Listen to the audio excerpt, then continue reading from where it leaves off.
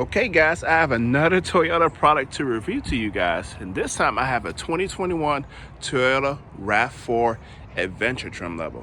Really do like this car, and I usually don't go over the color that much. I just go on about the car and just give you guys the basic information, what it's like to drive, and how I like about it. But this one in particular, I love this color. For Toyota, it's actually called Blue Flame. Now, for some reason, I went on a Toyota website to try to build one of these RAV4s.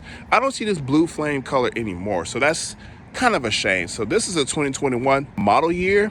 I believe you probably still get it for 2022. And you don't really necessarily need to get the Adventure trim level. If I do remember, you can get in the LE, XLE trim, probably limited as well.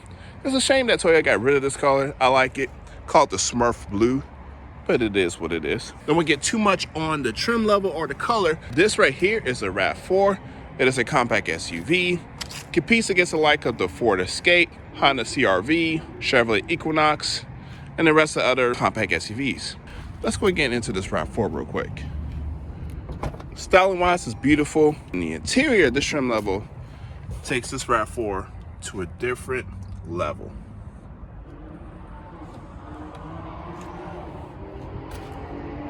Someone's going ham over there. But anyways, let me hop on in here real quick. So, me fitting in a RAV4, this generation RAV4, it is completely average for someone my height, 6'9". With the shoes on, yeah, it's kind of iffy. But remember, this is a compact SUV. Shoes off, it's actually very doable. Seats are very comfortable. Infotainment is very easy to use because it has the tune scroll. Newer Toyotas will remove that button for some reason, but here I have it and I love it. Climate control is easy to use, all that stuff. I'll go into functions here in a second, but let's go ahead and start this thing up. That is Toyota's 2.5 liter 4-cylinder, naturally aspirated.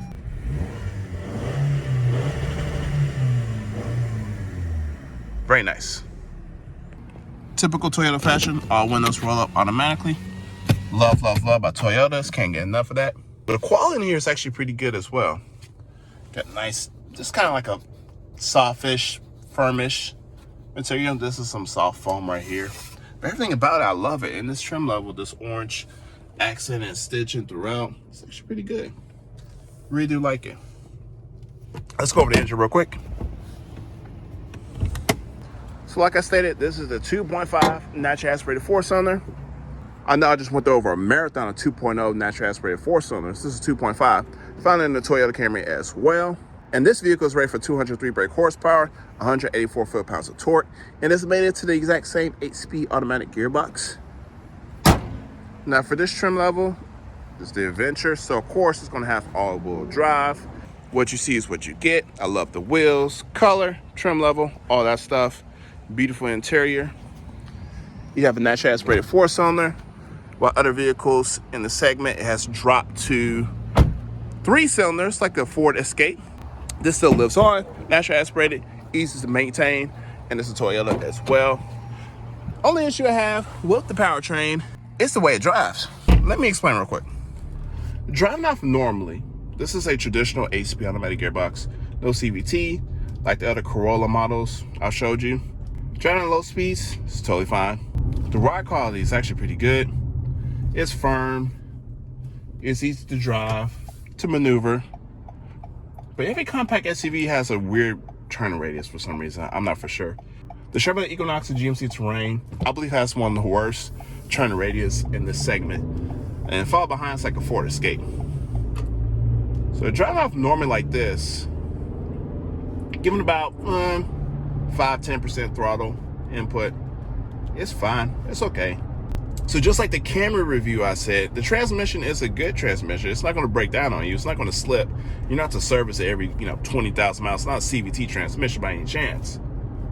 But the driving dynamic is just weird, and I pretty much hate it.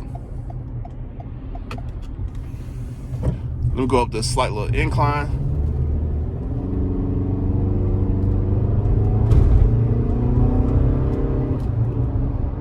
It did good there. It did downshift again like it was supposed to. I'm gonna go too much on the transmission because it's not this car's Achilles heel by any chance. And honestly, I don't find any Achilles heel in this vehicle.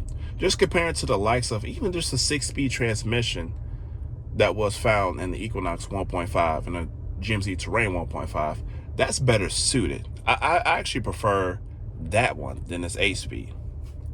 Now, what is a plus is if you get this engine, the 2.5 liter natural aspirated hybrid with the CVT transmission. That thing is beautiful. That is smooth and pure. That's the powertrain I believe will suit this vehicle much better. But you do have different sport modes and drive modes down here as well. So normal sports just the traditional, holds the gears longer, quicker response to throttle input. You can get the actual off-road stuff, which I haven't really been using because I don't really need to or have a proper place to test it, but we'll go ahead and pull it to the side and see how it fares. But I do want to go back up this little incline real quick. Again, I'm putting it into sport mode, and of course it only changes some red accents somewhere, nothing major. Let's just see how it fares going up this hill. No one's behind me yet, so I'm gonna go to dead stop. Now I'll go give some gas. Yeah, the engine is the engine is pretty loud for what it is. All right, so now we're stopped. Push for normal, rock and dirt, and mud and sand. Let's go ahead and do rock and dirt. Let me just go ahead and turn it. Let's see what happens. And then go to mud and sand. That turns off stability control, and I believe the traction control. No, just stability control and the forward collision. So it's like a proper 4x4. But let's just see if that affects the driving dynamics of the vehicle. Obviously can't really go that fast. Let's try this turning radius like I did earlier. Nope, drives just like an ordinary compact SUV. Doesn't affect much at all. But now let's try rocking dirt. Oh, still in reverse. Let's just see. Sorry guys, I know that's a piss poor test just to do a quick U-turn, but usually if you have a 4x4 vehicle and you do some type of 4 low, 4 high, it affects the driving dynamics of the vehicle. But for here, it's totally fine. Very simple car, but let me go ahead and give my closing thoughts of this RAV4. All right, it is a very beautiful car. Love the color, and it's a RAV4, so you know the reliability is going to be there, most definitely. This is the adventure trim level, so if you want something that looks off-road and rugged, so there's absolutely nothing wrong with getting this package. You don't really plan on going off-road, using the rock and dirt or mud and sand. It doesn't really matter. The interior is very beautiful in this trim level. I like it. It's sporty. It stands out. Probably easy to clean as well. Same goes on in the back seats as well. Nice stitch throughout. My issue is kind of the powertrain. It's a good Toyota reliability vehicle, so nothing really beats that. The 8-speed is not meant for sporty driving, totally understandable, but it still feels kind of jerky-ish and slow. But if you're driving normal on the highway in the city, it's gonna be fine. Normal Toyota drivers don't care, but if you're a hardcore car enthusiast like to drive, you'll notice it, and it's really unattractive. The engine has a lot of horsepower and torque, natural aspirated, which I love. The engine's pretty loud for some reason, but again, if you're gonna get the RAV4, try to get the hybrid. Each hybrid trim level I think is better than the natural aspirated, but again, with the hybrid you get that electric CVT transmission, very smooth, very responsive. You get all that torque as well. So I must say, if you get a RAV4, new or used, it doesn't matter, get one new, try to get the hybrid. I like this trim level. It's very beautiful. Glad I got to review it. All right, so that completes my review of the RAV4. What you guys think about it? Which one you guys considering buying? If you have one, how do you like it? How's the transmission fare for you? There's more in this segment, so it's time to find out which one's actually the best. So I'm gonna continue on this journey. Hope you guys will join me, and thank you guys so much for watching this video. See you guys next time.